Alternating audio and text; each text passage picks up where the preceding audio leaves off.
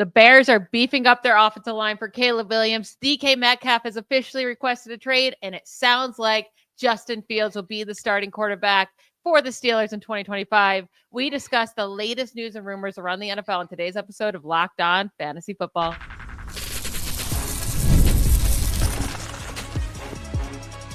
You are Locked On Fantasy, your daily NFL fantasy podcast. Part of the Locked On Podcast Network, your team every day. Welcome into the Locked On Fantasy Football podcast. Thank you for making us your first listen every day. I'm one of your co-hosts, Michelle Magdziuk, and when I'm not doing this, I'm a researcher and fantasy analyst with NFL Network. And I'm your other co-host, Vinnie Iyer. When I'm not doing this, I'm writing about NFL fantasy and betting for sportingnews.com.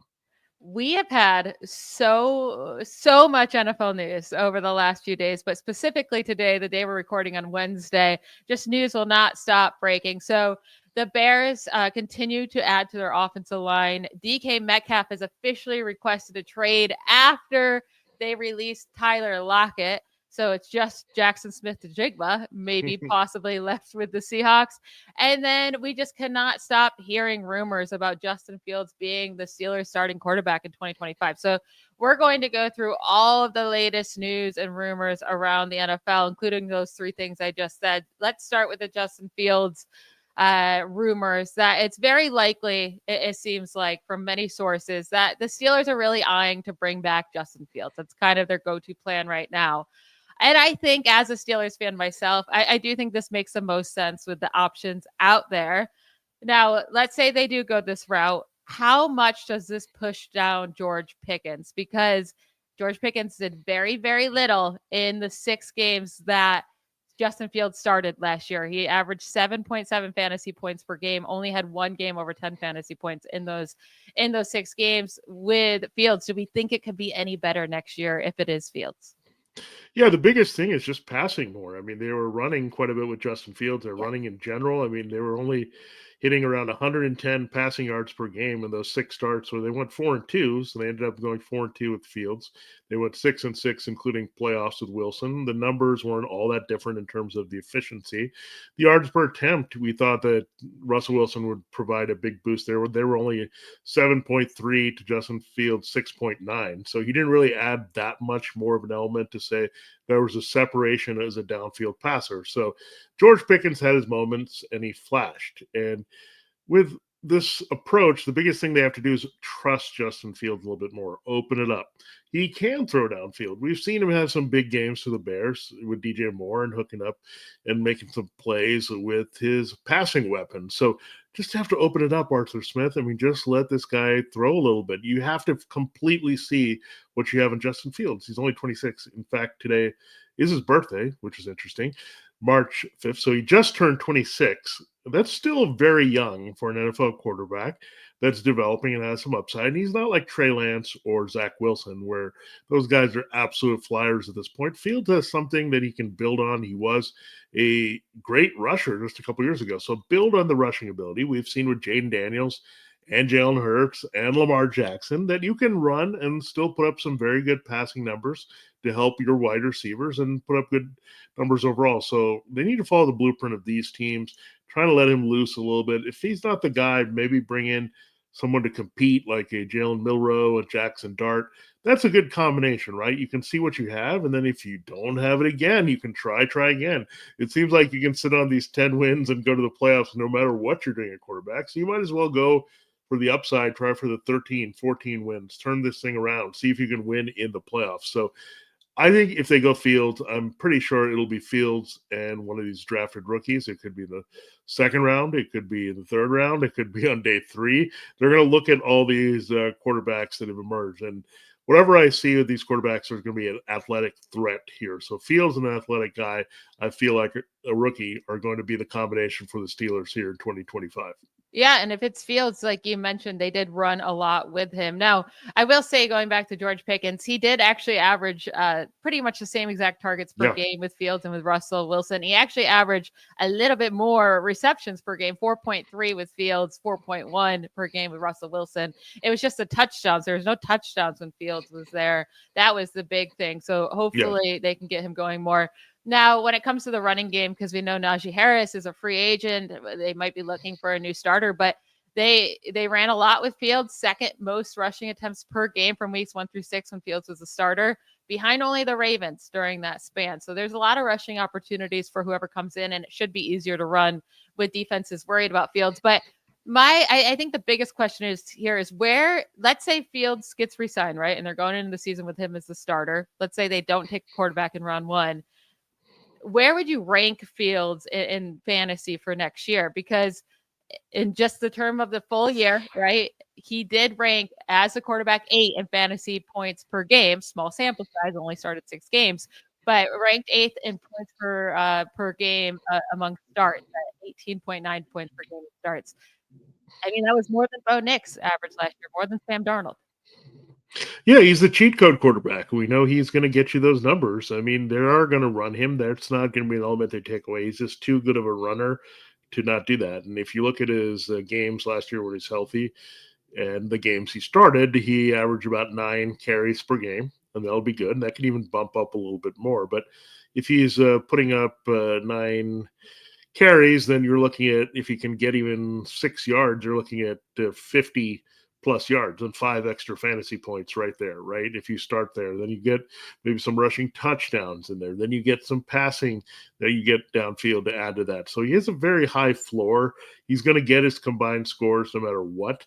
And I think Fields, he might hurt Pickens, but we see the difference might be just the scoring. But I think he would also be a big help to whoever they get in the backfield. Now, moving on to the Bears, because they're making moves before free agency. They're not waiting for free agency or the draft to fix up their offensive line, which we did say is one of the biggest keys to Ben Johnson getting the most out of Caleb Williams, right? Because with the Lions, Ben Johnson had such an amazing offensive line, maybe one of the first or second best in the league. And the Bears did not have that. Now, Caleb Williams has his own issues with holding onto the ball, but definitely can help with the upgrade. So they traded for Joe Thuney from the Chiefs, who's an all-pro, one of the best offensive linemen in the league. And then Jonah Jackson from the Rams, they traded for him as well. So 2 guys that they added, now both primarily left guards throughout their career. So it'll be interesting where they play them. But I do think this is huge in terms of our hopes for Caleb Williams to improve, and hopes of, Williams being able to hold on to the ball and seeing, hitting Rome Odunze deep down the field more often, right? So I really like what they're doing here before free agency. Yeah, and Jonah Jackson did play in the Ben Johnson offense in Detroit before he went over to the Rams, so there's some familiarity there in the blocking scheme, so that'll help. And then you have Joe Thuney. Look, they tried to force him at left tackle last year, didn't work out. The Chiefs had a decision to make. Do we want to keep the aging Thuney, who's been around and been helpful, or do we want to keep Trey Smith? And they chose Trey Smith, and that's probably the wiser decision here, trying to figure out the rest of their free agents. So that's a good start. You get a couple guards. You figure they'll figure out a way to play both of these guys. I think they'll also target players such as Drew Dahlman, who's the center for the Falcons, a guy that can just shore up the middle. They can just might as well get 3 veterans there in the middle to get that sorted. Go after that offense tackle. Do they go aggressively for Ronnie Stanley of the Ravens? Is someone else going to pop up on their radar? But this is what we expected, right? I knew the offensive line was going to be the first order of business for this team, and they got well ahead of it, as Michelle said. So this is great news. We needed this to happen, and then we can start thinking about who's going to be the complementary back to DeAndre Swift. Who's going to be that guy replacing Keenan Allen with DJ Moore and Roman Inze? How much are they going to get Cole Kmet involved? These things get all unlocked by this, by get that run blocking set, get someone with Swift, or maybe a power back. Maybe it's a Caleb Johnson in the draft. Maybe it's one of these guys in free agency. Maybe it's a Nick Chubb, right? You pair these guys together in the backfield, shore up that offensive line, get the running game going, you get the downfield passing game off play action, then you're starting to cook here with the potential for Caleb Williams. So I love it. Great start by the Bears. It really, really is. And we can only just keep getting more excited. And I already have Caleb Williams ranked pretty high for fantasy next year, but maybe we'll start seeing the consensus go up there as well while they keep making these moves. We're going to move on to more crazy news and rumors that we've been hearing and that have been going around the NFL. But The Seahawks have released Tyler Lockett, which we expected, but I'm not sure if they expected DK Metcalf to officially request a trade. So we'll discuss that right after a quick break. If you have pets, you've probably heard of Chewy. They really do have everything you need to keep your pet happy and healthy. Whether you're shopping for food, treats, or even pet healthcare, Chewy makes it fast, easy, and affordable. With over 100,000 products from all your favorite brands, Chewy has everything your pet needs, from food and treats to toys, beds, and grooming. And it's not just for dogs and cats. They've got supplies for birds, fish, reptiles, and small pets too. Chewy also makes it easy to manage your pet's health with prescriptions, telehealth, vet visits, and even in-person vet clinics rolling out nationwide. AutoShip is a game changer. You can set up automatic deliveries for food, treats, or any essentials so you never run out. You can easily change or cancel at any time. I live in a barn, basically. I have 5 animals, 3 dogs and 2 cats. We use Chewy all the time. We have their food on the automatic delivery. My one dog, that's a pit. She's perfection, but she's obsessed with this rubber duck. And if we ever lose it, we got to order it from Chewy right away. And luckily, it arrives on our doorsteps faster than you can believe. They're so incredibly fast with their deliveries. They have amazing customer service. I cannot say enough good things about Chewy. They have everything you need to keep your pet healthy and happy. Right now, you can save $20 on your first order and get free shipping by going to chewy.com or clicking the link in the description. Save $20 on your first order with free shipping by clicking the link in the description. Minimum purchase required. New customers only. Terms and conditions apply. See site for complete details. All right, moving on to more news and rumors around the NFL. So today, Tyler Lockett was officially released by the Seahawks. That wasn't really a surprise. He was due so much money this year. He would have had a crazy cap hit, and he hasn't been very productive at his older age. So that's not a shock, right? That's expected. I think that's already a plus for Jackson Smith-Njigba. But now DK Metcalf is officially requesting a trade as well. No, that doesn't mean he will get traded. But can the Seahawks even consider trading him, right? Because without DK Metcalf, you just have Jackson Smith-Njigba. Do they go that route? And if they do, where would be a good landing spot for DK when it comes to fantasy? Yeah, I think there's one clear one that stands out to me, not just for fantasy, but reality as well. And this is why it could really work out, is the Cowboys, because Brian Schottenheimer's there. You look back at 2020, that was the final year Schottenheimer was the Seahawks offensive coordinator. Big year. That was his 1,300 receiving yard year, career high for DK Metcalf. He went off that season. They were that, remember, the let Russ cook era near the end of that, but that's what Brian Schottenheimer brought. So they'll probably let Dak cook a little bit. We knew they threw a lot more than we expected with the Cowboys before Dak got hurt. Dak should be fully healthy. Schottenheimer knows what DK Metcalf can do. It's also great because CeeDee Lamb takes most of his snaps in the slot, so that's a great complementary outside receiver. They can clean up this mess with like Brandon Cooks and Jalen Tolbert and some of these other dudes they've had.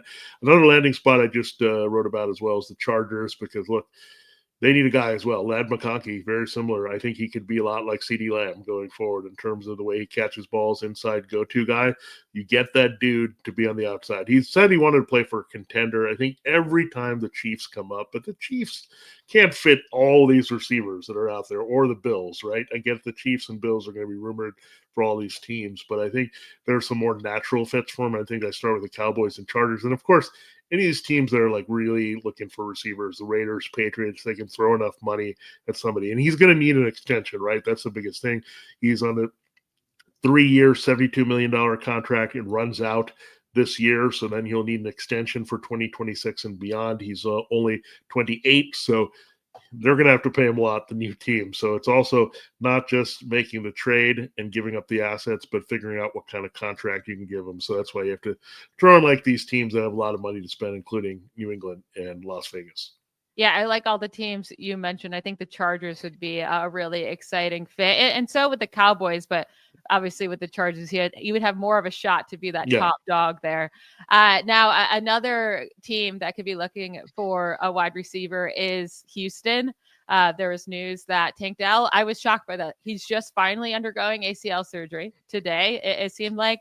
And so late in the offseason. We already figured he probably wouldn't be able to make it back for 2025, but now it seems very, very, very unlikely, and that he'll be out the entire 2025 season. So with Stephon Diggs a free agent, Tank Dell likely out next year, they need to find more wide receiver weapons. Maybe that's DK Metcalf. More news, Brock Purdy gets a low ball offer, right? That's all over the place now. That the rumors are, or what's being reported, is that he was offered $45 million a year. And now that's very, very low when you consider that Jordan Love and Trevor Lawrence both got $55 million a year. And Brock Purdy has just been more successful as they have been. That's just the plain truth. And then even guys like Tua Tagovailoa got, 53, I think, last year. So he definitely deserves more than 45. He's definitely not going to sign for that. But the 49ers have been known to just drag out these contract negotiations all the way through training camp, ruining these players' years. I mean, it did it to Nick Bosa a few years ago, or a couple years ago, where he struggled trying to come back. Brandon Ayuk last year, all the way through right before the season, he struggled when he came back and then tore his ACL. They continue to do this. So I do think it's something to keep an eye on, because if Brock Purdy's not signed by OTAs and training camp, how is he going to build this connection with the young guys? And I think that's going to scare me off of some of these 49ers receivers if that's the case. Yeah, just get it done here. You kind of know what the parameters are. I think he's a unique case because of multiple reasons. We know he's Mr. Relevant 7th-round pick. So it's not just upgrading a first rounder like we did with Trevor Lawrence or Joe Burrow or Justin Herbert, one of these guys where you just bump up the contract. Okay, that's the natural progression. He goes up to the top of the salary chain. But then we look at the other thing, right? There hasn't been a lot of great quarterbacks in this window that are going to take over, right? We had that Kenny Pickett draft where we didn't have anybody there that was going to step in and get that big deal. So there's a deal. It was like the 49ers may think they have some leverage here, but I would not wait. Just get it done. If you believe in him as your starting quarterback, do it. I think what's telling to me is everyone's like, oh, they shouldn't pay him a lot. Like, how much is he worth? That whole narrative of, is he overrated? He doesn't look like he's an elite quarterback. Like, this is getting old, right? And now the 49ers are perpetuating that narrative further by this contract situation. So he is legitimate, but then if he isn't, then why are so many teams rumored to go after him? There's a crazy rumor the Titans are willing to trade number 1 for Brock Purdy. That's ridiculous, but that's a little too much for me. Like, I don't think that's Brock Purdy's value.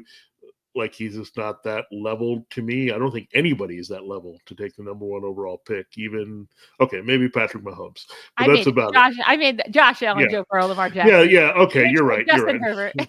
There's a few guys, but those trades are preposterous, right? That doesn't happen. Like, this is not the NBA where we have superstars being traded like that. It's not going to happen. Yeah. And Purdy is definitely worth it. I mean, what else are they going to do? I mean, we'll see what they do with Brandon Ayuk. I think they're trying to try to do everything at once, figure it out with all this going on with Ayuk and Purdy and Samuel and all this. So just get the Purdy deal done, move from there. I think it'll happen.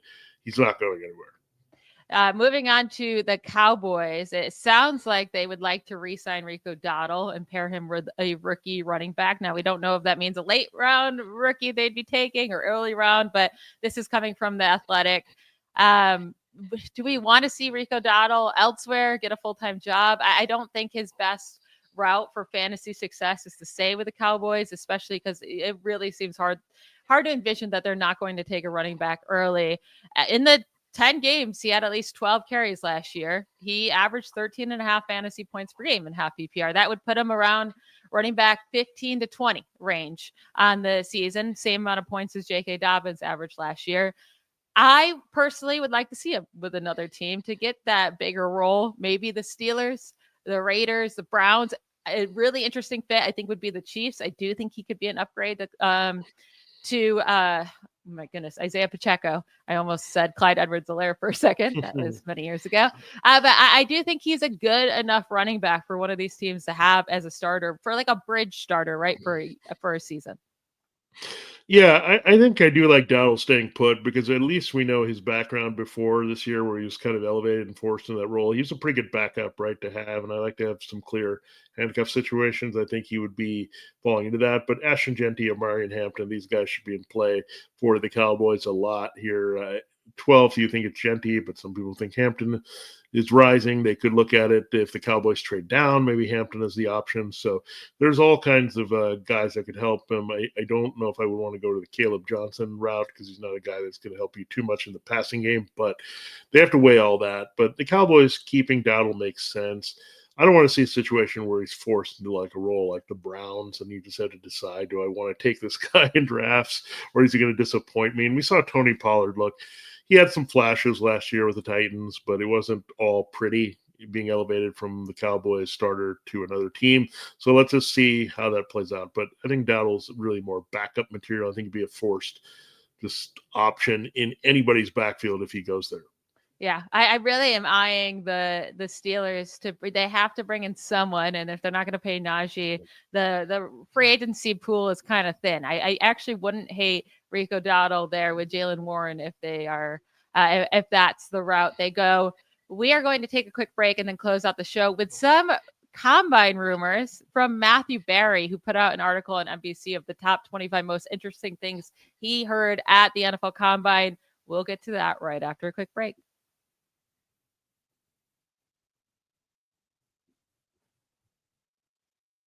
All right, to close out today's show while we react to all of the latest news and rumors around the NFL, I thought it was a very interesting article that came out from the fantasy father himself, Matthew Berry, over at NBC, wrote an article about the top 25 most interesting things he heard while at the NFL Combine.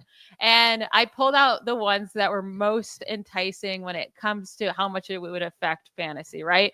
Or just ones that really caught me off guard. This one didn't catch me off guard as much. I just wanted to mention it. He says that Aaron Rodgers he believes he has three options, and in this order. Number one would be to go to the New York Giants. Number two, Tennessee Titans. Or number three, just wait for a team, like wait for an injury or opening with a winning team. I don't see a world why the Tennessee Titans would ever want to add Aaron Rodgers and Devonta Adams. Like, they are not this duo away from a Super Bowl. You have the number one overall pick. Start your rebuild now. It makes no sense to delay it. I would get the Giants, though. I actually kind of wouldn't mind that. They have some defensive pieces.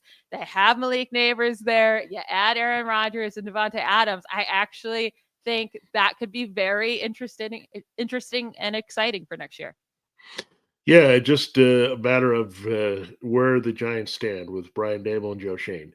Is there pressure? We have to win now to keep our jobs. This is the last chance. Or is it a vote of confidence? Say, look, do your thing. Go get a different guy than Daniel Jones. I know you didn't come here when Jones was there.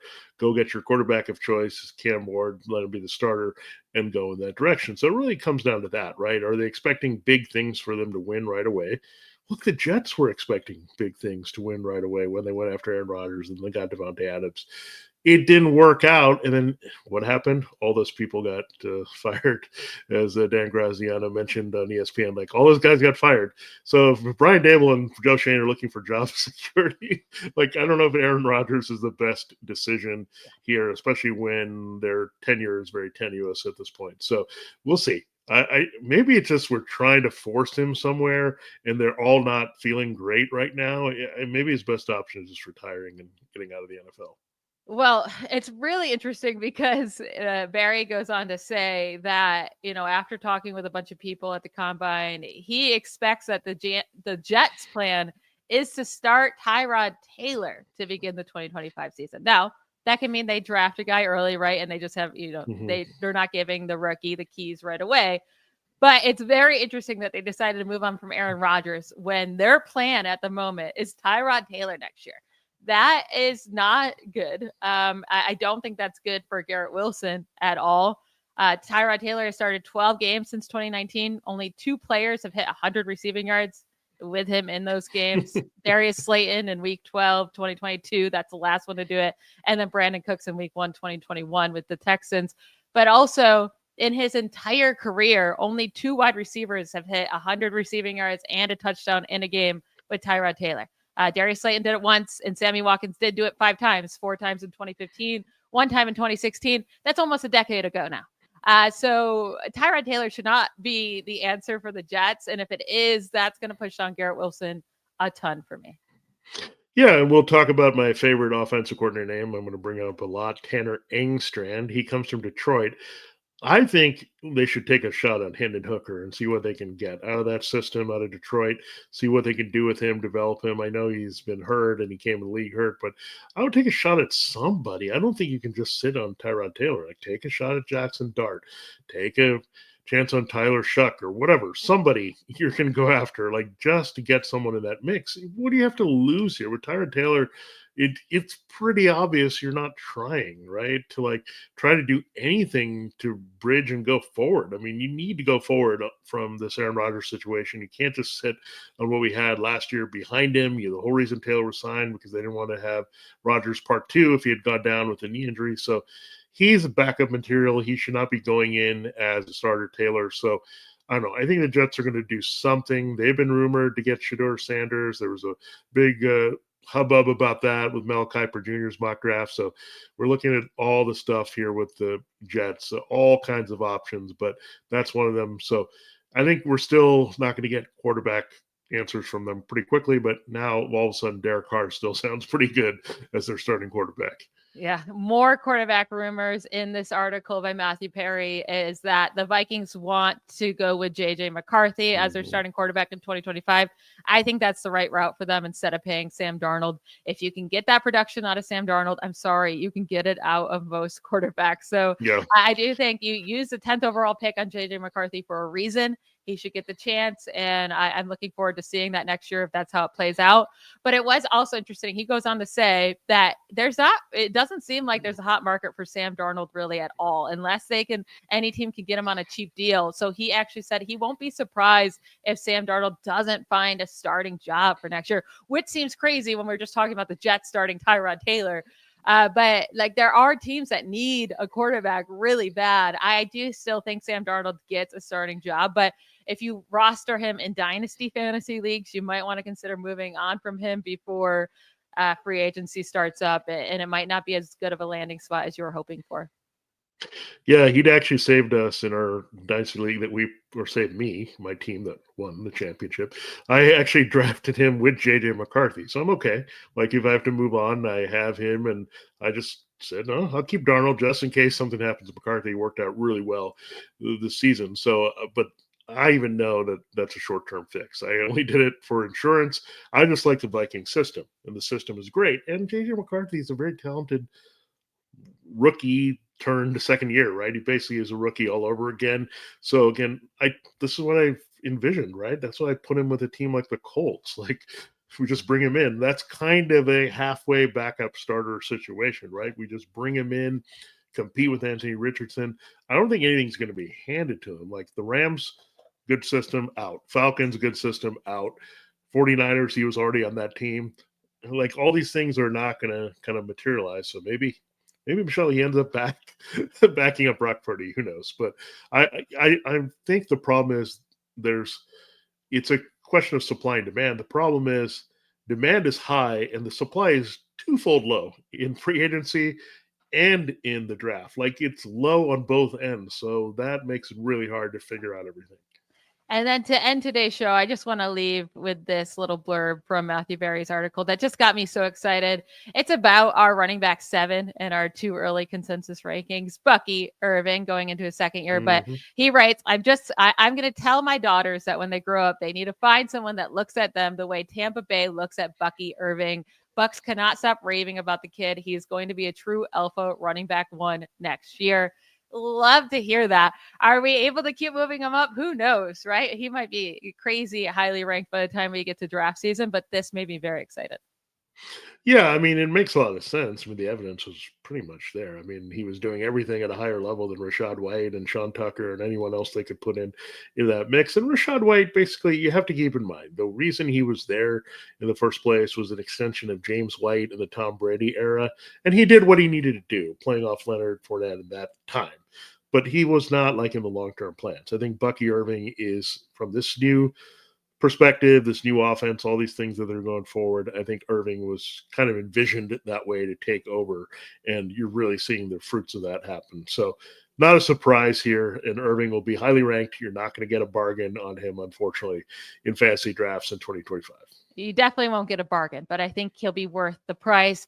That is it for today's episode. I want to thank you all for making Locked On Fantasy Football your first listen every day. We will be back to talk to you tomorrow. Make sure to listen to our episode. Talk to you then. Bye, y'all.